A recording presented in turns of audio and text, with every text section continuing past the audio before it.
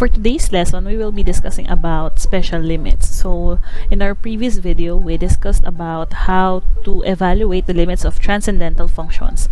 So this time, we'll just continue with evaluating those kinds of functions such as trigonometric and also exponential functions, but we will be discussing special limits. So last time, in identifying or evaluating the limits of the transcendental functions, what we did is we just used for substitution. So let's see if we can still apply substitution in this set of examples. So first, let's say we have limit of sine x over x. Now, if we will solve this using substitution, let's say we want to solve for the limit of sine x over x as x approaches 0, then what we will have here will be sine of 0 over 0, which is just equal to 0 over 0. Now, the value that we obtained here is what we call as indeterminate. Now, if after we solve, we obtain an indeterminate, so of course, one thing that we can do is to simplify the expression, but looking at sine x over x, this is already in simplified form. Now, what will be our conclusion if that is the case? So, we cannot say that the limit does not exist, because remember, when we're talking about limit, we are talking about the value that the function approaches as x approaches a certain value. So, we have to double check if it is really the limit does not exist. Now, if we will go back to the definition of limit, the exact value or the limit of sine x over x as x approaches 0 is equal to 1. Now, you might ask, how did it become 1? Why not the limit does not exist? So again, you have to go back to the definition of limit, which is, again, this is the value that our function approaches as x approaches a particular value or c. So in order for us to obtain 1, you can use the table of values. You can look at the values on the left side of 0 and also on the right side of 0, evaluate the function, and notice that those values are both approaching 1. Another thing that we can use is by looking at its graph. So this is the graph of f of x equals sine x over x, or this is the graph of our function.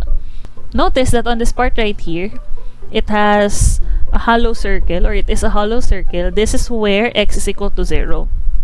So, because if we will do direct substitution, like what we did in the first one, so it will be indeterminate. That means 0 is really not part of the domain. But since we are just talking about the limit, we're not talking about what will be the value of the function if x is 0. So what we will do is you can look at the graph coming from the left and also coming from the right. And you will notice that they are approaching the same value, which is 1. That's why the limit of this function, sine x over x as x approaches 0, is equal to 1. So that's why it is called a special limit, because as you can see, if we will do direct substitution, we will get an indeterminate value. And we cannot really factor this or do something about this. But if we will go back to the definition of limits, we can obtain a value, which is again in this case is 1. This is also true for limit of x over sine x as x approaches 0. So the limit of that is still equal to 1. Now, how will you know if we will be applying this same rule? So the function should be in this form, sine x over x. And then all you have to look for is that the function of sine here is the same as with the denominator. So that is one of the indicators that you have to look for, so that we can apply this rule, wherein if the function is in this form of sine x over x, and when we substitute c, which is 0, to the function, it becomes indeterminate, automatic, our limit is equal to 1. We also have 1 minus cosine x over x. So like what we did in the first one, if we will get the limit of this, 1 minus cosine x over x as x approaches 0, if you substitute 0, it will also be indeterminate. This will happen if you will do direct substitution. But again, if we will go back to the definition of limits, this is the value that our function approaches as x approaches a certain value. So technically, if we will be getting values from the left and from the right of 0, it will approach to a certain value, which is 0. Okay, and we can also look at the graph. So this is the graph of f of x equals 1 minus cosine x over x, or this is the graph of our function. Notice that if x is 0, there is again a hollow here, which means, because if we substitute directly 0 to this function, it becomes indeterminate. So 0 is again not part of the domain. But if you will look at the graph, see here that as the value of x approaches 0, the graph also approaches 0 from left and from the right. So that's why the limit of this is 0. This is also true for the limit of x over 1 minus cosine x as x approaches 0. So that will give us also a 0 value. Now, how will you know if the limit of this particular function is 0? So, of course, it should follow this form, 1 minus cosine x over x. Now, the value here, so the function of the cosine must be the same with the denominator. So that is your indicator, one of the indicators, so that we can say that the limit of it is 0. And if you substitute this c to your function, it should be indeterminate. And if that happens, we can directly say or conclude that that limit of the function is 0. So as long as the function of the cosine and the denominator are the same, and when you substitute c to that function, it will become indeterminate, automatic, the limit of that is 0. And for the last one, we have limit of e raised to x minus 1 over x. So again, if we solve for the limit of that as x approaches 0, so this will become e raised to 0 or 1 minus 1 over 0. So that will be 0 over 0, or again, indeterminate. So we cannot do anything about this. We cannot simplify this. So we can use the table of values again and also the graph to see the actual value of the limit of this function. Now, if you do that, we will obtain a value of 1. So that means if you get the value from the left side of 0 and also from the right side of 0, all of them will approach the value 1. If we will look at the graph, so this is the graph of e of x. So this is the graph of e raised to x minus 1 all over x. Again, there's a hollow here for x equals 0 because if you substitute directly to our function, it's indeterminate. But as the value of x approaches 0, the graph of the function from the left and from the right approaches this value, which is 1. So this is also true if we will have limit of x over e raised to x minus 1 as x approaches 0, still it's equal to 1. So again, when can we say that we can apply this value for the special limit? So if it follows this form, e raised to x minus 1 over x, or as long as the exponent of e is the same as with the denominator, and when you substitute c to that function, it becomes indeterminate, then that means the limit will still be equal to 1. So for the general steps in evaluating special limits, of course, because we will not be using table of values all the time, also the graph, because of course we don't want to waste a lot of time in substituting and evaluating using the table of values. So here are just some of the general steps that we can do. So first is check if the function value is indeterminate. So this is the first thing that you have to do. So substitute c to our function. If it becomes indeterminate, so we have now to go to the next step, which is to manipulate the function to obtain the expressions sine x over x, 1 minus cosine x over x, and e raised to x minus 1 all over x. So after checking if it's indeterminate, we now have to manipulate our function in order for us to arrive in any of these three expressions. Once we already have these expressions, then we can now apply the limit laws and also the value of the special limits.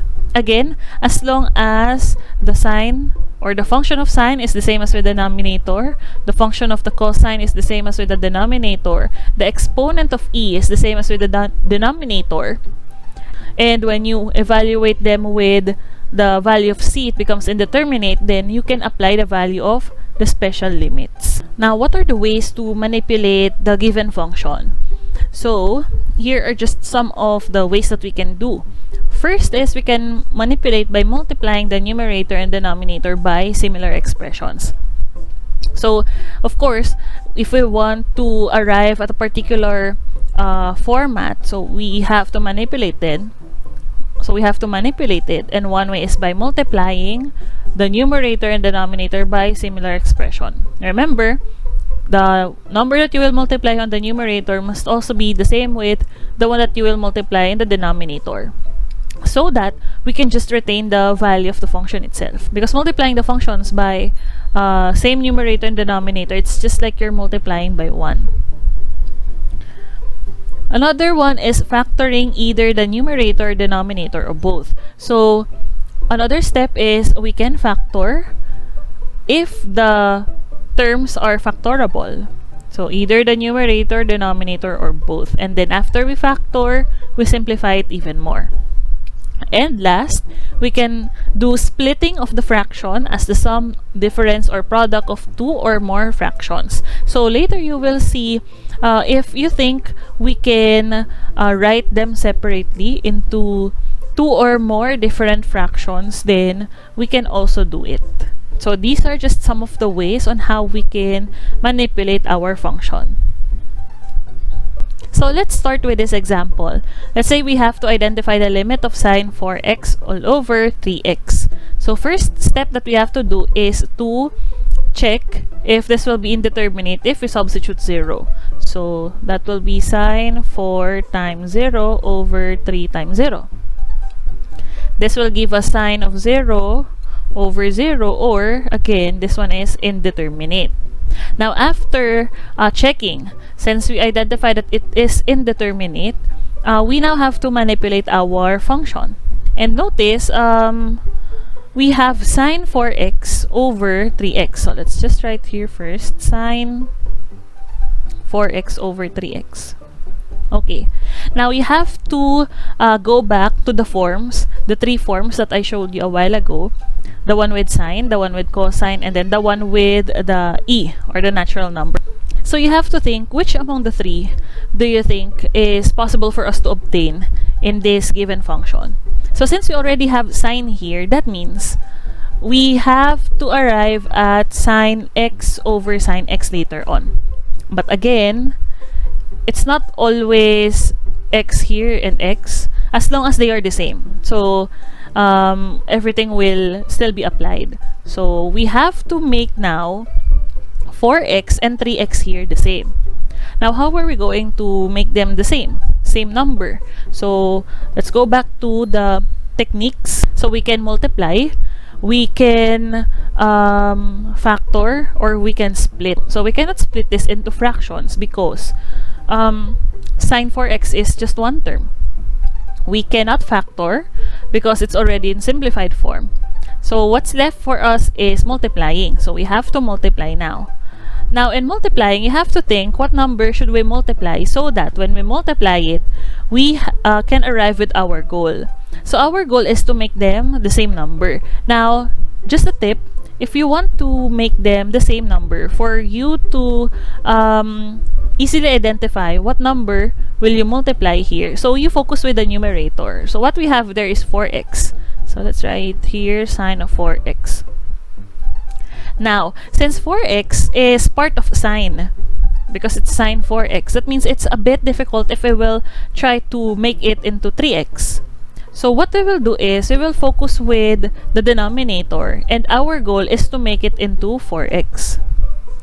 Okay, so our goal now is to make this 3x, transform this into 4x. Now, how are we going to transform this into 4x? By multiplying a particular number.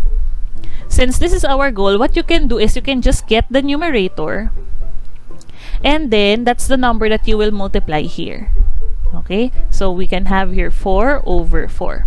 So this is just one way on how you can multiply a number. You can think of other numbers to multiply as long as you will arrive at 4x in the denominator.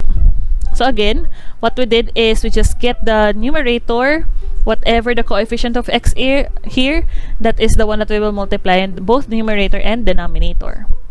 And then let's multiply, but what we will do is just write them together. So 4 times sine 4x over, and then what we have here, 3x times 4, so that is just 4 times 3x.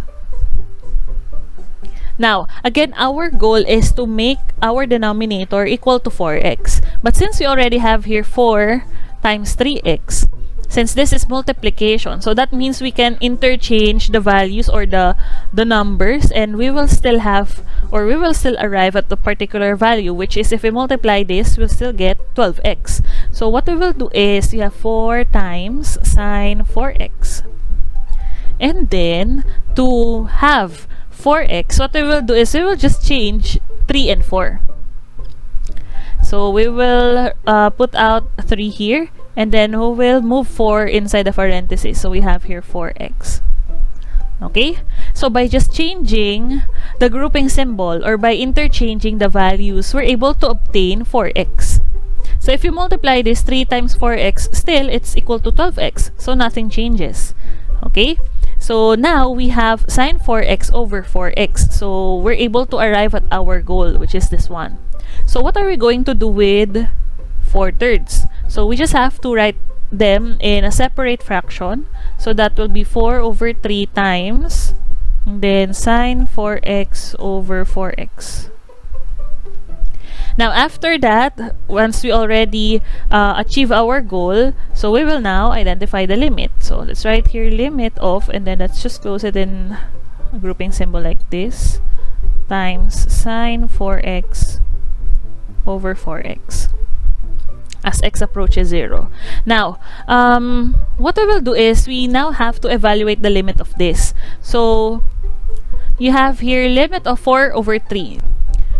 So that is just 4 over 3 times. And then, how about for this one? It's now sine 4x over 4x. Okay, so like what I've said a while ago, as long as the function of x is the same as with the denominator, then the property for the, or the value for the special limit is still applicable. But we have to make sure that if we substitute the x here, it will be indeterminate. So since c is 0, if we substitute here, it will become sine 4 times 0 over 4 times 0, which is still indeterminate.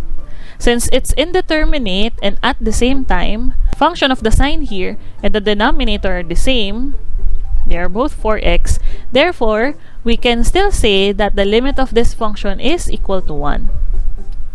Okay? So it will still hold true for this given example. So simplify that. So we have 4/3 as our limit.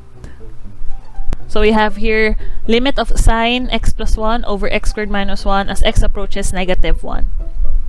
So if we substitute that, sine negative 1 plus 1 over negative 1 squared minus 1, this will again give us an indeterminate value. So that means we cannot do direct substitution. So let's check what can we do with this. So sine x plus 1 over x squared minus 1. Okay. Now, again, observe the function that we have. Since we have here sine, that means we can use the first form, which is sine x over x. So we should arrive at something like this later on. But since what we have here is x plus 1, therefore our goal is to arrive at sine x plus 1 over x plus 1. So this is our goal. So we should arrive at this point. Now, what can we do with our function? As you can see, the denominator here is x squared minus 1. So that means we can try factoring the denominator so that we can have x plus 1 here. So let's try sine x plus 1 over, and then factor out x plus 1 times x minus 1. So we factor our denominator, so it's x plus 1 times x minus 1. Now, as you can see here, after factoring, we're able to identify now this function, sine x plus 1 over x plus 1. So this one right here. There. So we can write it separately. So we have sine of x plus 1 over x plus 1. So we're able to get now the function that we want times, how about this? We have x minus 1 in the denominator. So we just have to put it out of the fraction and then write it separately. So that will be 1 over x minus 1. So we're able to arrive at our goal, which is again this function right here. So that means we can now write the limit. So limit of, then let's write here sine x plus 1 over x plus 1 times 1 over x minus 1 as x approaches negative 1. Okay, now let's identify the limit of this function. You might be wondering, what are we going to do? This time, x approaches negative 1. But a while ago, everything approaches 0. So, is it still applicable? Or is the values of the special limit still applicable? So, let's check. Again, what we have here is that the function of sine is the same as with the denominator. So we already satisfied one of the condition. Another thing is that when we substitute c to this function, it should be indeterminate. If that's the case, if it becomes indeterminate, that means we can still apply the value of the special limit of 4 sine x over x.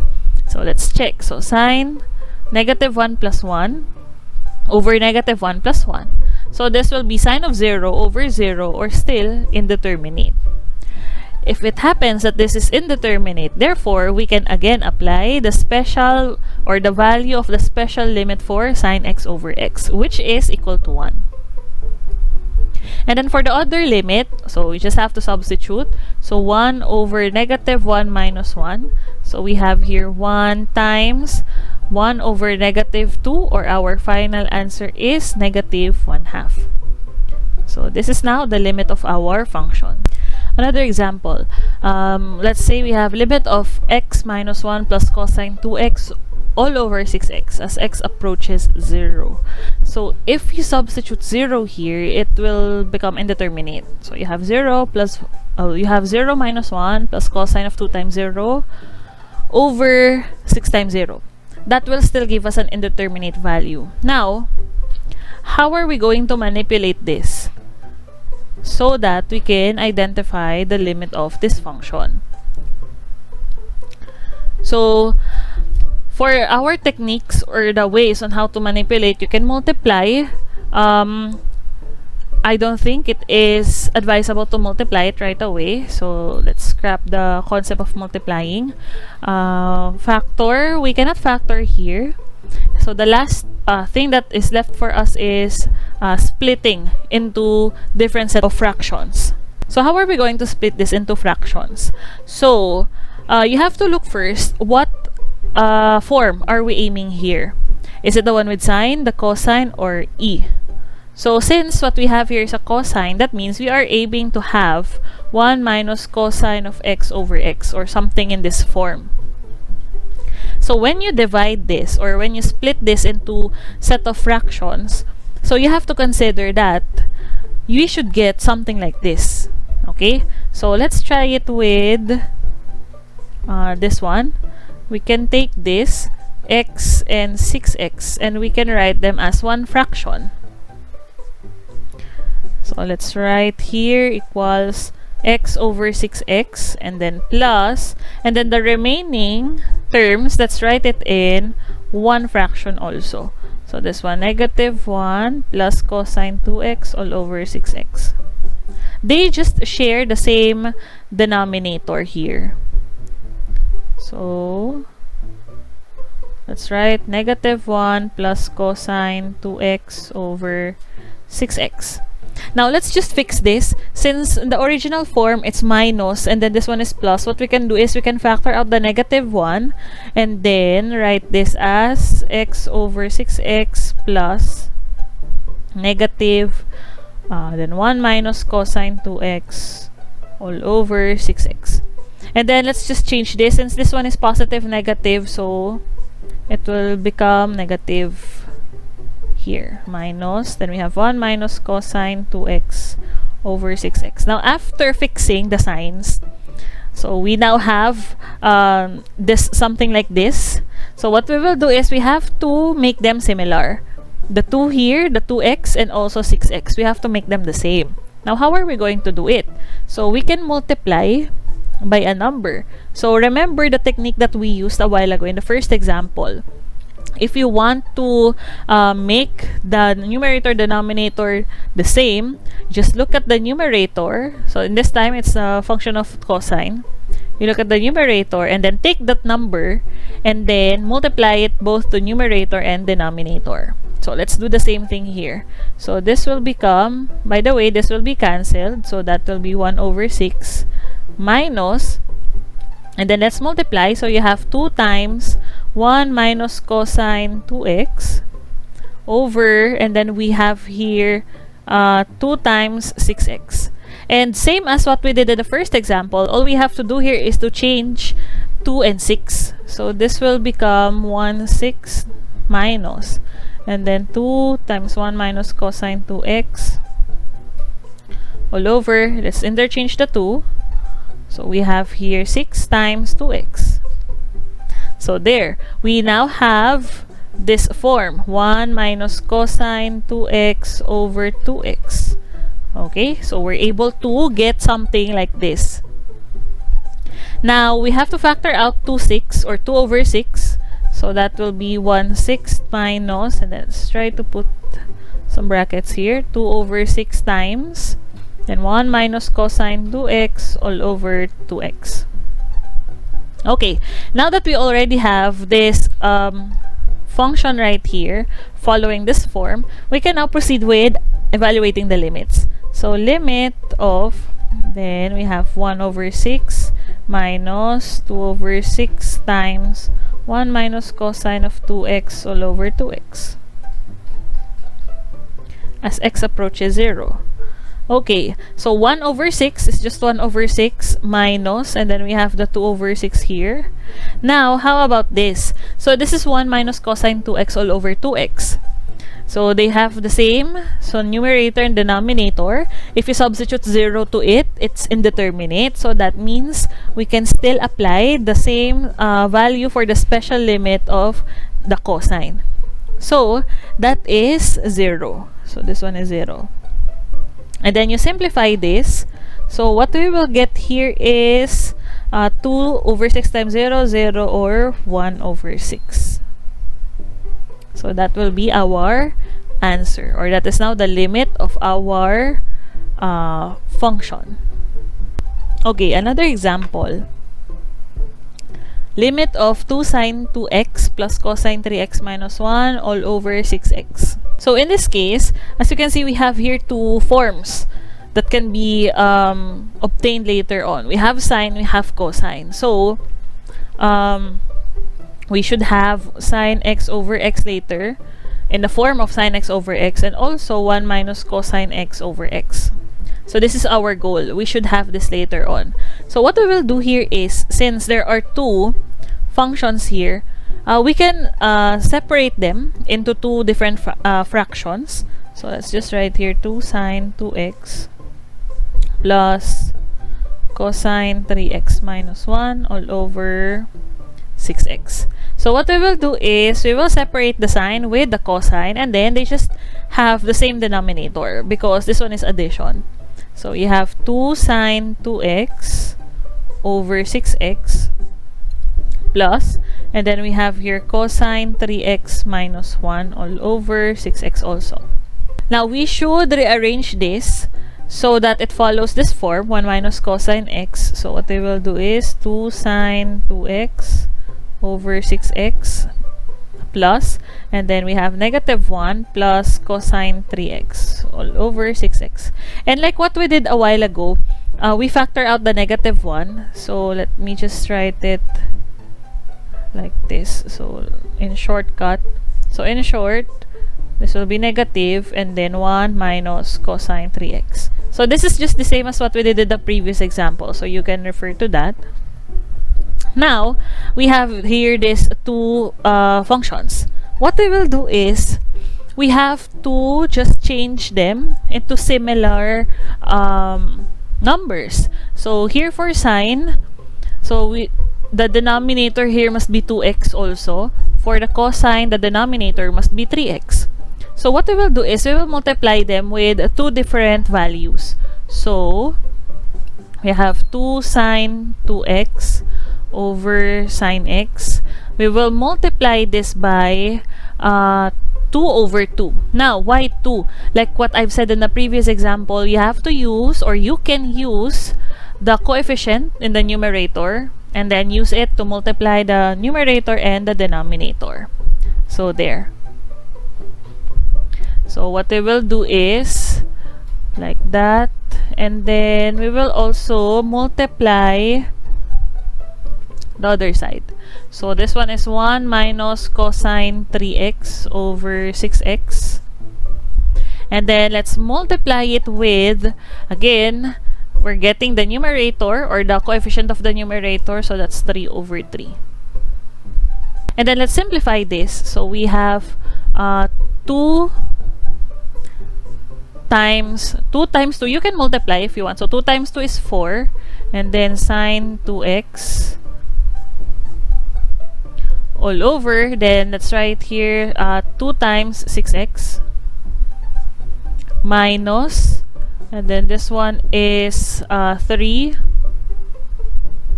times 1 minus cosine 3x all over 3 times 6x.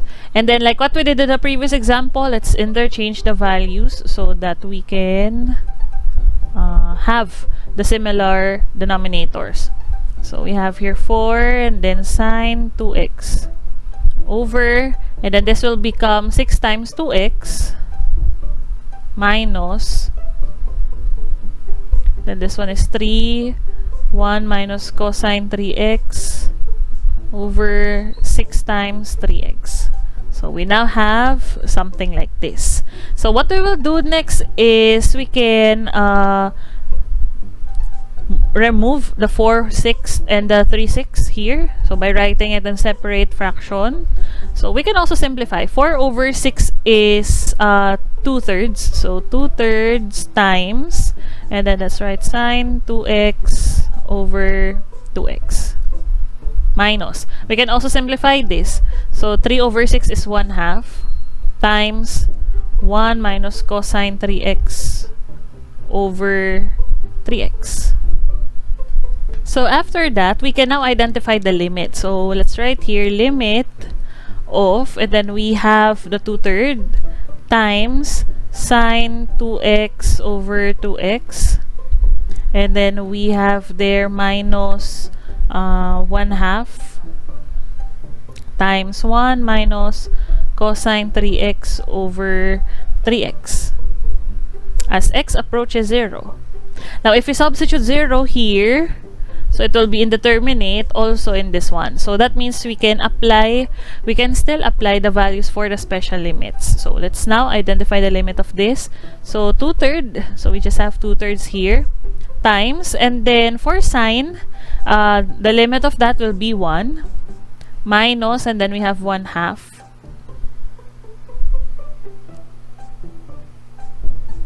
And then this is times 0. Okay, so by the way, let's just put the grouping symbol like this. There. So it's now like that. So we now have 2/3 times 1 is 2/3, minus 1/2 times 0 is 0. So 2/3 minus 0. So in short, our final answer is 2/3. So that is now the limit of our function as x approaches 0.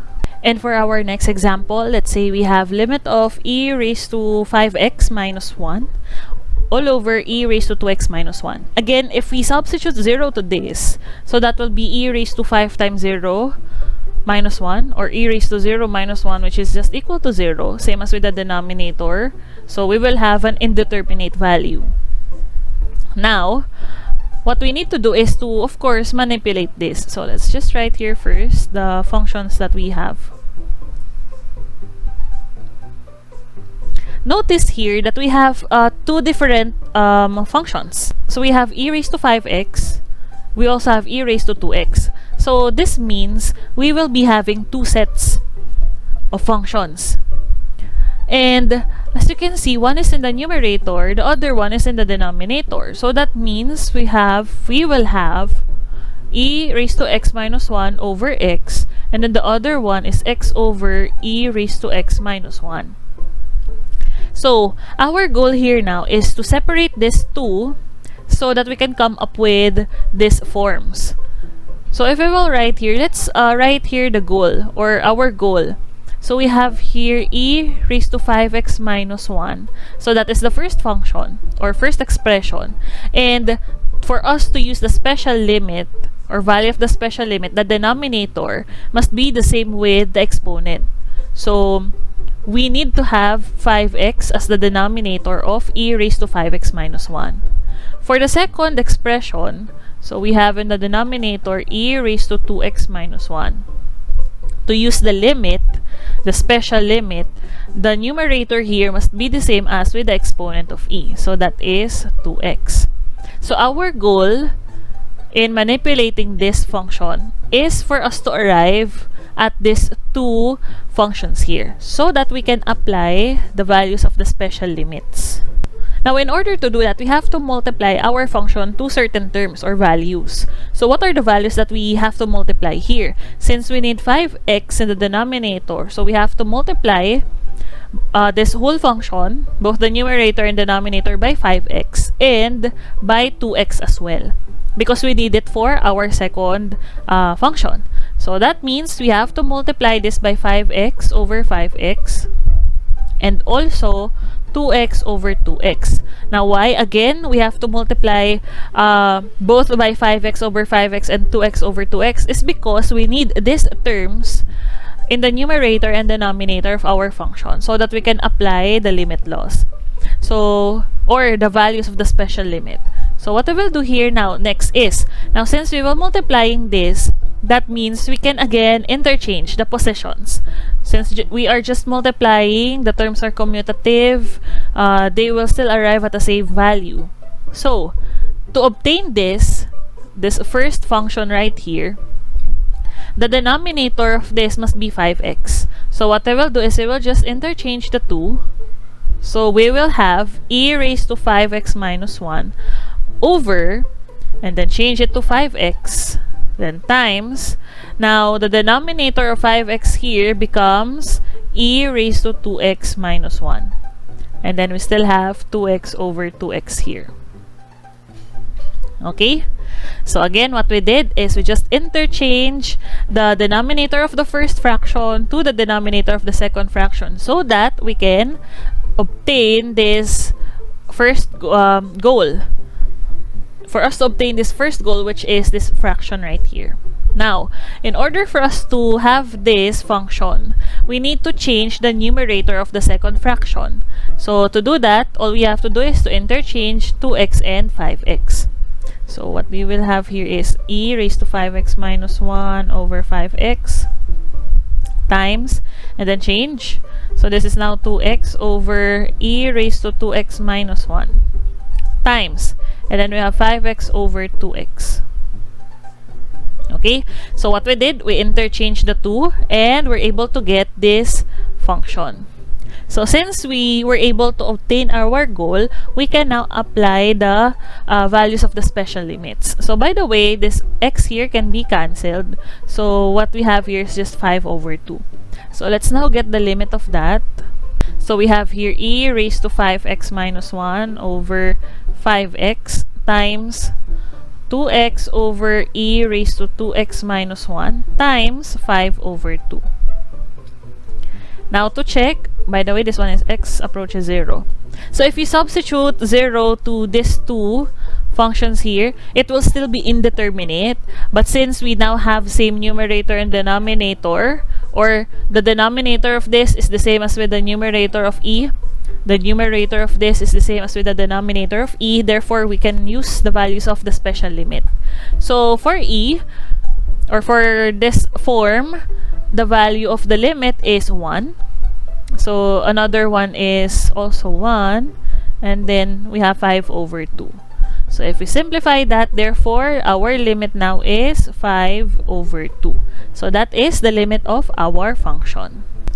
And for our last example, limit of sine x minus 3 all over e raised to x squared minus x minus 6 minus 1 as x approaches 3. Now, if you will substitute 3 to this function, so you will get sine of 3 minus 3, 0. So that is just 0. Here, you will get 9 minus 3 minus 6, which is again 0. So it will be indeterminate as well. So that means we have to manipulate this equation. So let's just write here first sine x minus 3 over e raised to x squared minus x minus 6 minus 1. What we will do here is we have to observe what are the forms that we can obtain from this set of function. So as you can see, we have sine, and then we also have e here. So that means we should have sine of x over x, since again because of the sine. And then for e, since e is in the denominator, so that means we should have something like x over e raised to x minus 1. Okay, so this is the forms, or these are the forms that we should have later on. Now, how are we going to do it? So we have to separate this. So let's write here first the goals, or our goals. So since I need sine x over x, but since it's x minus 3, so we should have sine x minus 3 over x minus 3. And then the other one is we have e raised to x squared minus x minus 6 minus 1. So the numerator should be x squared minus x minus 6, because the numerator must be the same with the exponent of e. Okay? So this is our goal. So we should have this later on. Now, how are we going to achieve this? So what we can do is we can multiply. Since we need x squared minus x minus 6 and x minus 3 in this function, so we have to multiply this. But what are we going to multiply? As you notice, x minus 3 is actually one of the factors of x squared minus x minus 6. Okay? So no need to multiply this function by both x squared minus x minus 6 and x minus 3. So we will just multiply it with x squared minus x minus 6. Again, because x minus 3 is actually a factor of this given trinomial. So later, we will do something about it so that we can have x minus 3. So what I will do here is, since I need x squared minus x minus 6 as the numerator of this expression, so what we can do is we can just interchange these two.